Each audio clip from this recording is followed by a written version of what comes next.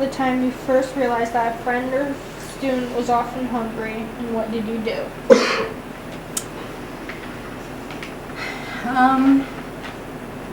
When I was first teaching, there was a student of mine who was always hungry.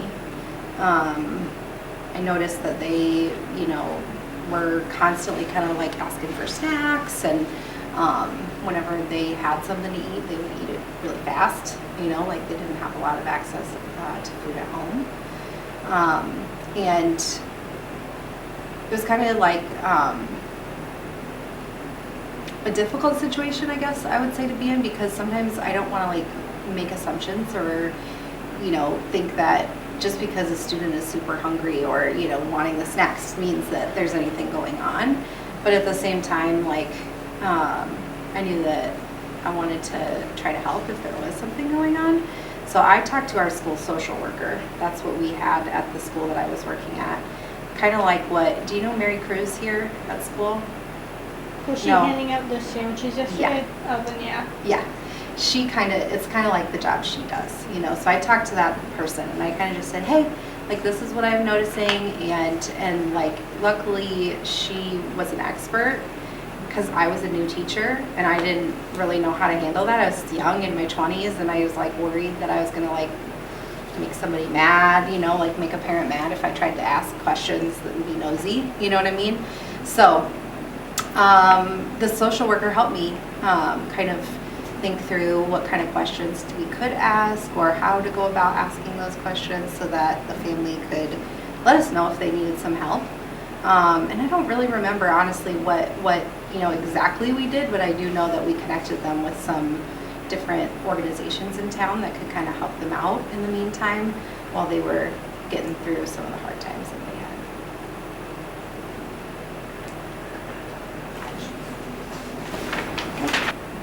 What do you think would help make it easier for people to access the food they need without feeling judged or ashamed?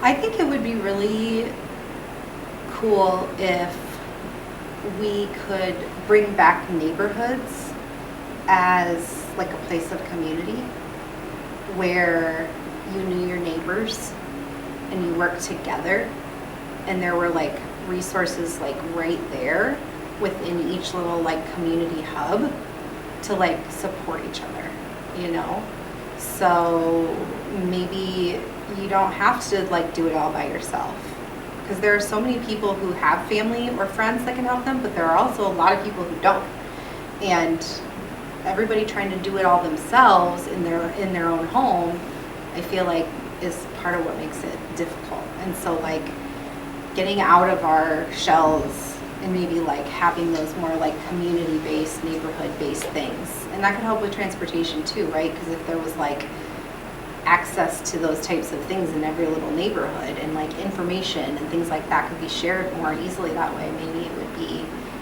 easier to access too. And then I feel like on like a bigger level, I don't know what the answer is, but I feel like everybody, no matter like what side of the political spectrum you're on, would say that like cost of living is out of control. Like it's definitely not manageable for most families, for a lot of families. And so we need to figure out something. And I know there's a lot of different opinions about what that something is to make it better, but it would be nice if not as many people had to struggle. And if there was enough for most families, if you work 40 hours a week, or even if you don't, if you work and you're a productive, contributing member and you're doing what you need to do, you should have enough, to eat and live and get by, So it'd be nice if we could figure out a way to make that happen, just as a society. Talk about. Is there anything about this subject we haven't talked about that you would like to?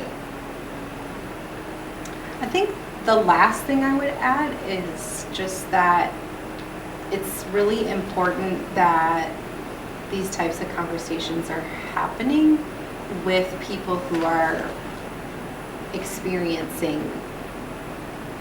food insecurity too. Like, I know that I have a hard time, but I'm not, like, I wouldn't say that I, like, really can truly understand what it's like to not be able to have enough food. You know what I mean? And so hopefully as we, try to figure this out and figure out how we can make sure everybody has what they need, that it's also like based in understanding truly what's going on for those folks, because I can have some ideas, but I might not really know what is actually getting in the way for them, or what is really the hardest part about it for them. Maybe it is transportation, maybe it is, feelings of guilt and shame, or it's like it's hard for me to know for sure, but like what generally are those families struggling with? If we could kind of like figure that out, then you can figure out a solution that makes the most sense. What are some of the ways you've been able to help students or families who are struggling with food insecurity? Oh, I'm so excited about this. I am, because you don't know this, but again, that closet used to be the only thing that we had for food. And we used to not have a budget. We used to just depend on people donating. And sometimes we would get like sauerkraut and I don't know what other kind of things do I not like those chestnuts and like just vegetables that people are like, what am I supposed to do with this?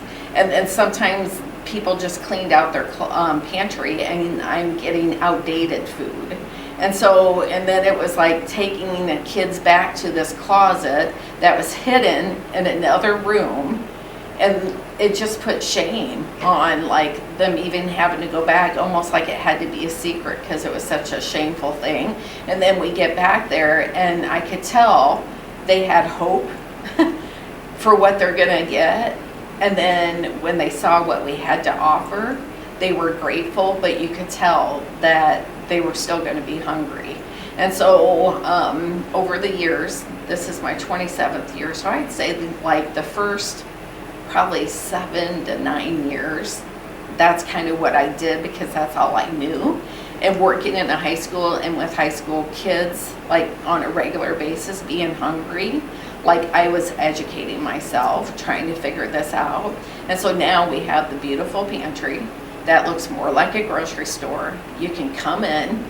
I found out that kids are willing to learn, but they take what is comfortable for them. But then if I can teach them how to use those ingredients, and with the kitchen we can cook up, and if they could taste it and they say, oh my God, that's good, I'm gonna say, well, the cream of mushroom that you said you would never eat, that's in here. And then I can tell them how to make it and prepare. And then also with it, it's like cool because now we can make mass amount of food. I put them in to-go containers, and people walk around here with their backpacks with food in their to-go containers, and they have food for the night. They have food, and no one needs to know if they don't want them to know. But I think the cool thing about that, and I find with kids, if you make it normal, then they'll accept it as being normal. And so having that pantry almost be like a kitchen, people can go in there, it's like, oh, can I have this, can I have that? Absolutely, take it. If they're hungry, take it. And so I'm so excited because now the kids feel like it's a normal thing. It's okay to go in and ask for help. It's okay to go in and try new stuff. It's okay to say, yes, I'm hungry. You see kids walking out with food boxes all the time now. Is there anything that we haven't talked about that you'd like to say about hunger or food? It's like so fascinating to me. My own relationship with food has been like an interesting one over the years because, as an adult, I've seen people in my life struggle with addiction, alcohol, tobacco, other things, even in my own family, and also food. And like my mom has like a real unhealthy relationship with food. And it's something that like alcohol, for example, or tobacco, it's like, I'm not going to do it ever again. And your body will get stronger. Whereas food, like she has an addiction to food and she can't just stop eating it because she'll die. And so that's like something that I think about in my own relationship with food. I appreciate your honesty and insight. These conversations are so important, and I'm grateful for your time today. Oh yeah. Thank you. Oh my gosh, thank you. Yeah, this was really fun. You guys are great. Thank you. Okay. Tell me about the first time you realized that a friend or a student was often hungry. What did you do? Friend or student was what? Like hungry at school. In 7th grade, I had a friend who ran away a lot, and he would come to my house in the morning when my parents left, and I didn't know he was hungry, and so he would wait until my parents left, and then I would let him in, and we'd eat like cereal, and so I started like sneaking him food after school, and instead of my mom getting mad like, where's all my food, she just started buying more food because she knew what I was doing. So yeah.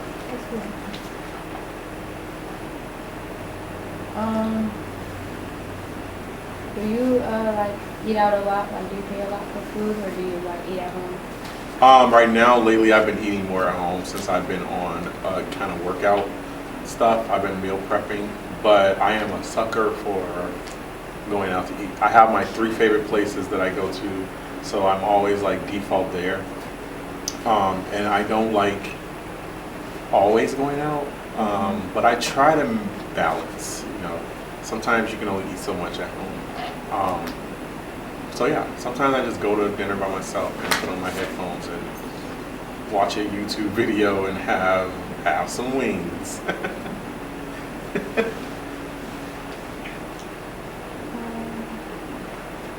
What do you think are some of the biggest ways people like maybe like basically like gather over food or like come together? What are some of the biggest ways people come together? Yeah. Through food? Yeah. Um, I guess. Definitely a holiday party, birthday parties. People come together at staff potlucks. You know, like Yeah, turkey, maybe Thanksgiving.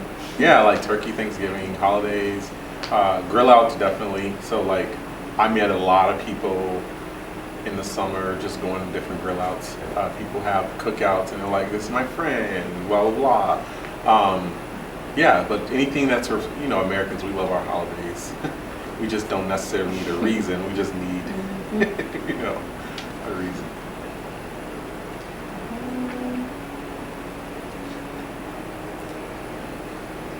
How do you think food insecurities affect kids and families in our schools and neighborhoods? I think it affects them just, you know, breakfast is the first meal you eat. So if you don't have breakfast, you don't have your brain or your body nourished, you probably won't start off well. So it affects their attitude. There's a thing called being hangry. And that's not just for adults in traffic, that's for kids and everybody. And I think it affects, you know, our body needs, it's like a car, you know, food is our fuel, and so if you don't have fuel, you can't run. But it kind of adds to more other things that students go through that are neurodivergent or that might have behavior issues. If they are not properly nourished, they may not have the best day. And so we have to make sure that we have something for them to get it going. That's why I keep granola at my desk, because y'all ain't gonna go crazy. If you had the power to change one thing about food distributed or access in our community, what would it be? If what? Sorry. If you had the power to change one thing about the food distributed in our or access in our community, what would it be? I would probably change the amount of processed food and make more whole food, more healthy food. I think the processed stuff just damages our body after so long. I would probably add more things that we can eat, you know, especially like people that have allergies, making sure that they can get what they need from other sources. Yeah. What advice would you give to someone in school who wants to? Oh, I'm sorry for what it is. To start, you could just say something instead of initiatives.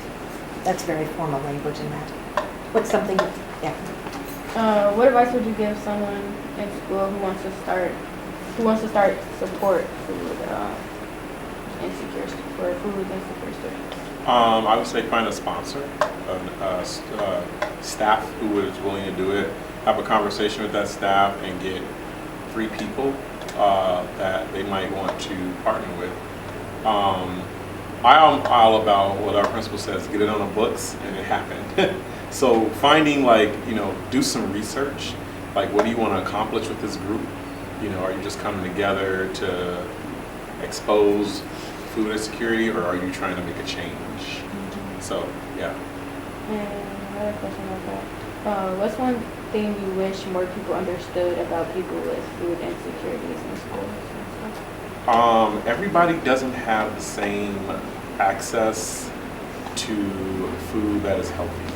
So, when I see people paying $10 for a salad, that same $10 is sometimes spent on McDonald's, because you spent $10 on a salad, you obviously have money to go buy other food. McDonald's might be the only meal that they get that day. So that $10 is like that $10 for 2 days.